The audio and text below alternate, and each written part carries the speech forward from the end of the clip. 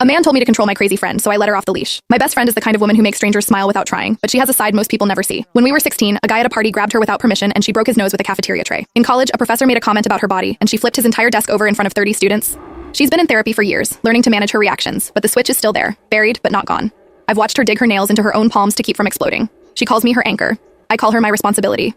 My best friend and I had been planning this trip to Italy since graduation, saving every paycheck for 2 years, and she promised me she could handle it. I'll be fine. I just want to see the Colosseum. I believed her. We landed in Rome with matching backpacks and a list of museums to visit. I thought maybe things would be different here. They weren't. We noticed him on day 1. A man who worked at a shop near our hotel noticed us. "Where are you going?" "Beautiful," he called out as we passed my friend jaw tighten. I squeezed her hand. "Ignore him," I whispered. She nodded and kept walking. Day 2, he steps directly into our path. "Let me show you around." I know all the secret places my friend's breathing changed. I recognize the signs. "We're fine," I said, quickly pulling her around him. She didn't speak for an hour after that. Day 3, he followed us for an entire block, close enough that I could smell his breath. "You're not being very friendly," he said. "I'm trying to be nice to you." My friend stopped walking. Her hands were shaw. I saw her knuckles go white. "Don't," I said quietly. "Please remember what happened last time." She closed her eyes, took 3 deep breaths, and we walked away. That night she couldn't sleep. "I hate this," she whispered. "I hate that. I can't just be normal." I held her hand in the dark. "You're doing so good. Just a few more days." Day 4, he was waiting outside our building when we came down for breakfast. "I know which room is yours," he said, grinning at her. "I watched your window last night. Every muscle in my friend's body went rigid. I physically stepped them. We call the police." I said. He laughed. "And tell them what that a man finds your friend beautiful. They'll thank me." I dragged her away before she could react. I reported him anyway. The officer shrugged. "He's harmless. You should be flattered by day 5. My fearless best friend wouldn't leave the room. The woman who once told off a cat caller so eloquently he actually apologized was now sitting on her hotel bed with her arms wrapped around herself. "I can feel the anger and hatred building," she said. Her voice was small. "Wrong. This wasn't her if he touches me. I don't know what I'll do." I felt completely useless, watching her shrink into herself. I convinced her to try one more time, just lunch at a quiet restaurant with a clear view of the door. She agreed, reluctantly. We barely sat down when the waitress glanced out the window and rolled her eyes. "This guy again?" she muttered. My stomach dropped. The same man who'd been harassing us walked in like he owned the vase, pulled up a chair without asking, and leaned toward my friend.